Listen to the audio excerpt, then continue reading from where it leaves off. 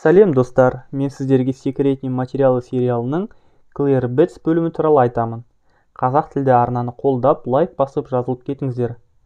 Оқиға жедел жәрдем машинасының жағдайы ауыр науқасты больницаға әкеле жатқаннан басталады. Көлік жүргізушісі Мишель рация арқылы больницаға таяп қалғанын хабарлайды. Ал дәрігер Claire Bets науқастың өмірін сақтап қалу үшін қолынан келгенін жасайды және оның өкпесінде рак бары туралы әріптесімен бөліседі. Осы сәтте әңгімеге айналып ойланып кеткен Мишель бағдаршамның қызыл түсін байқамай қалады және оларға жүк көлігі келіп соғылады. Есін жиған Мишель көліктен шығып әріптесін іздеп барғанда оның басы жоқ денесін көреді. Бассыз қалған денені мәйітханаға апарып тоңазытқыш кабинаға салады. Түнде кезекші дәрігер мәйітханадан біртүрлі дыбыстар естиді және оны тексермекші болып бара жатқанда басынан ауыр соққы алады. Дәрігерді талдырып кеткен адам оның киімін киіп кетіп алады.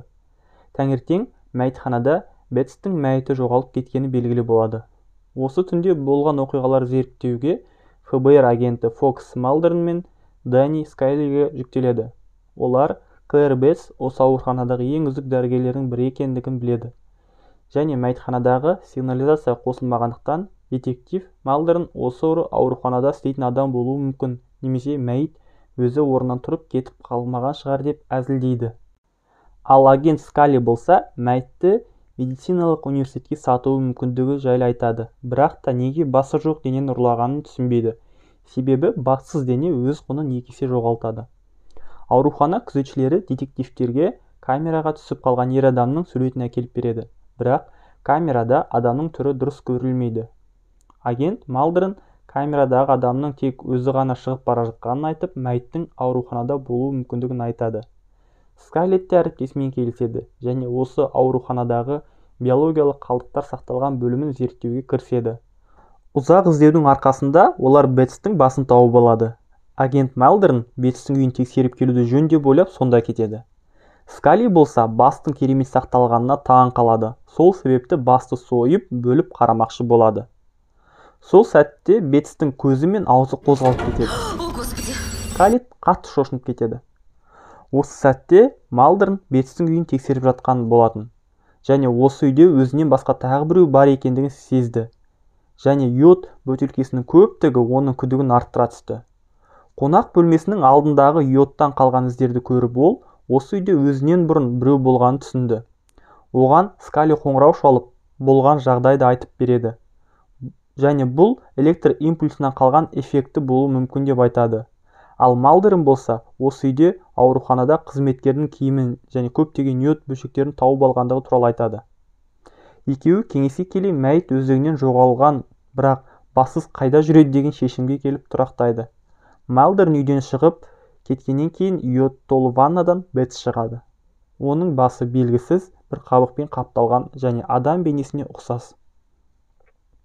Келесі күні Малдерн Мишельді тексеруге барады. Мишель Бетстің керемет дәрігер екендігін, әсіресе рак ауруы бар адамдарды бірден анықтайтындығын және оның ешқандай жақындары жоқтығын айтады. Тағы ол Бетстің ешқашан ауырмағандығына таң қалады. Малдерн Мишельмен сөйлесуге кеткен уақытта Скайлер басты толықтай тексеруге бел буады. Ең бірінші басты арнайы сұйықтыққа салып қатырып алады да соңынан жұқа бөліктерге бөледі. Осы бөлінген бөліктердің бірінен мидың толық рак клеткаларына толық екенін көріп, таң қалады. Мишель жедел жәрдем машинасын жүргізіп келе жатып, Бетстің даусын рация арқылы естиді. Бірақ жұмысы көп болғандықтан оған мән бере қоймайды. Малдерн өзінің таныс дәрігері Брекске қоңырау шалып, өздеріндегі бастың жұқа бөлігінің энергетикалық көлемін өлшеп беруін сұрайды. Брекске алып келген бөліктерінен олар оның энергетикасының өте жоғарылығын және суретте оның денесінің пайда болғандығын көріп ауыздары ашылып таң қалады. Оны тексеруден кейін Малдерн Бетстің миындағы рак клеткалары оның өмір сүруіне көмектесетіндігін, сол себепті оның ДНК-сы кесірткенікіне ұқсап кеткендігін айтады. Сол себепті ол Бетстің денесі өзіне қайтадан жаңа бас өсіріп алды және ол өзі тапқан йод бөтелкелері туралы да айтады. Йод ол тері клеткаларының тез жазылып кетуіне көмектесетінін айтты. Скайлетт болса әріптесінің бұл ойымен келісе қоймады. Бір кезде оған қоңырау шалып, Бетстің саусақ ізі арқылы Альберт Теннер деген адам табылғандығын және оның анасы бар екендігі туралы хабарлайды. Олар анасының үйіне барады және суреттегі жігіт Бетс екендігін көріп таң қалады. Бірақ Альберттің анасы бұл өзінің 6 жыл бұрын қайтыс болған ұлы екендігін айтып, өлді деген анықтама қағазын көрсетеді. Тағы да рация арқылы Бетстің дауысын естіген Мишель іздестіру арқылы Бетстің тірі екендігін және басқа ауруханада басқа есіммен жұмыс істеп жатқандығы туралы біліп, онымен кездесуге сол аурухананың көлік тұрағына барады. Бетс болса, Мишельді көргеніне қуанғандай кейіп танытып, оны құшақтап, арқасына уы бар шприц соғып өлтіреді. Осы сәтте Бетсті аурухана күзетшісі байқап, оны ұстап алып, ұрып, қолын кісендеп, машинаның дөңгелене тағып, өзі Мишельге көмек сұрау үшін кетіп қалады. Осы сәтті пайдаланған Бетс өзінің қолын кесіп, қашып кетеді. Оқиға орнына келген ФБР агенттері Бетсті кісендеген көлікті көріп, оның анасына тиесілі екендігін және көлік жүксалғышында рак ісіктері салынған жәшікті табады. Енді агенттердің Бетстің тірі екендігіне еш күмәні қалмайды және оның осы рак клеткасын жеп, өзінің регенерациясына жүргізетіні жайлы айтады. Скарлетт Бетстің анасының үйін тінтуге ордер алып, анасын тексеруге келеді. Тергеу барысында анасы барлығын мойындап, ұлының елден ерекше қабілеті туралы айтып бөліседі. Ал Бетс болса қолын тез өсіру үшін жаңа ракпен ауыратын құрбандарын іздестіріп кетеді және саябақта бір ер адамды тауып, оны өлтіріп, өкпесіндегі рак өскіншесін алып жейді.